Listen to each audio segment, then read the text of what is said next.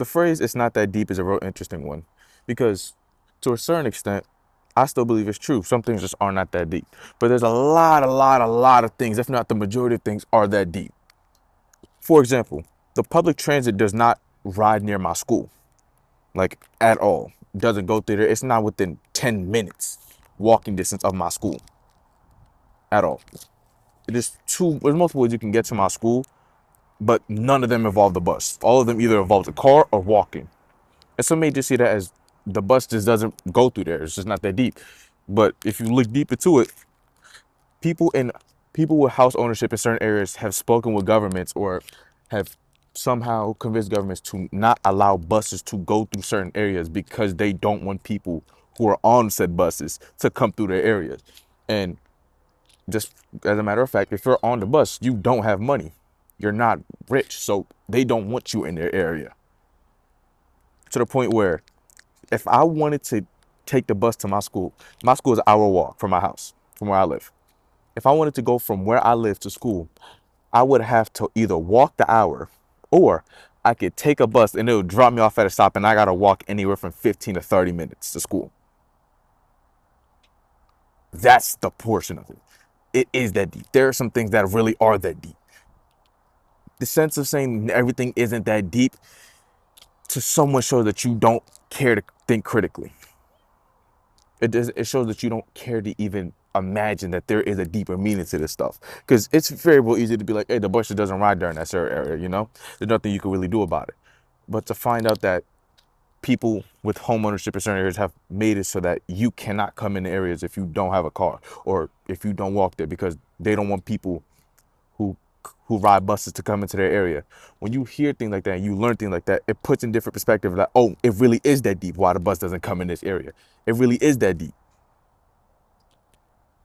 Another thing, like the music people listen to is basic. The music people listen to, you may think it's just generic. Somebody who's really enthralled with rap music, gangster rap, whatever, you may think that it's regular. You may just think that, hey, they just really prefer that. But that shit genuinely messes with your psyche. I remember I had to do a paper on it. And the music you listen to is proven with science will generally affect your actions and your mood and your thinking because of it. So if you're listening to gangster music, you're listening to music where it's the promulgation of violence is normalized, then you will be more likely or more prone to violence. I'm not saying everybody will commit violence. I'm just saying that you are more likely to be associated with violence or commit acts of violence because of the music you listen to. And you just may see it as, oh, it's not that deep. It's just music, bro. Music isn't that deep, but it really does get that deep. It really does. Because by constantly consuming it, constantly conditioning yourself to hear these certain things, you start to become normalized to it to the point where you may even start to commit it. Like, I don't believe we should have normalized getting shot in the face. Like, some people just hear somebody get shot and be like, ah, man, that's regular day. That's not regular. That should not be common. That shouldn't be regular. That shouldn't be normalized. And if you listen to music that promulgates this and makes this seem normal, it will never occur to you and never reckon to you that, oh, this isn't regular. Someone getting shot in high school is not regular. Someone dying before they could even become a legal adult is not regular. And rapping about it and making fun of somebody is not regular at all. But when you have rap music that makes it catchy and puts it over a beat and everybody's rocking with it, jiving with it, it seems that, oh, it's just music. But no, it's that deep.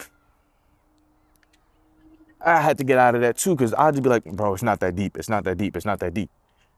But it really is that deep. And overthinking is another one of it. Because overthinking to me is when you spend more time on a process or a problem that you've already solved. But there's certain cases where if you're concerned for your own safety, overthinking is not a negative thing, it's a positive thing. Worrying about your safety overthinking about your safety shouldn't be a bad thing.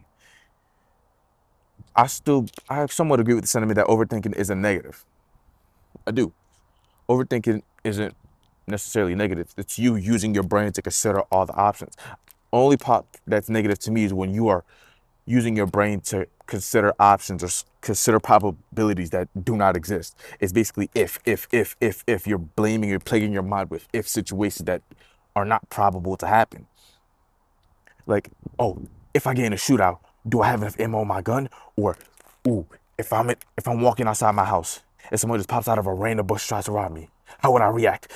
These things are so uncertain or so unlikely for you to happen For most people, some people live that certain lifestyle where that's regular. But for most people, that's not a life that you live. So you don't necessarily have to worry about that situation. You don't have to worry about somebody waiting in your bushes for you to kill you.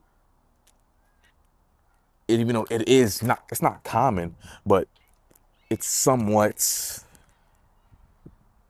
not normal, I guess. Moral of the story, some things aren't that deep.